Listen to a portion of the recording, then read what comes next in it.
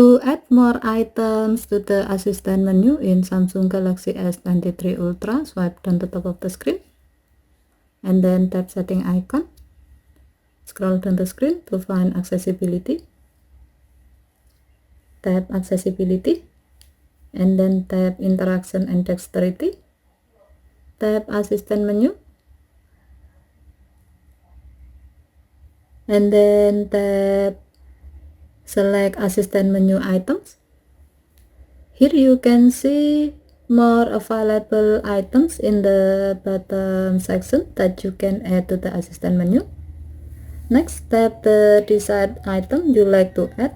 As the example, we will add magnification. To do so, tap magnification. The item will be moved to the top section, which means that it has been added to the assistant menu. Now you can easily access magnification from the assistant menu. To do so, tap assistant menu. Slide on the assistant menu area to the left or right until you find magnification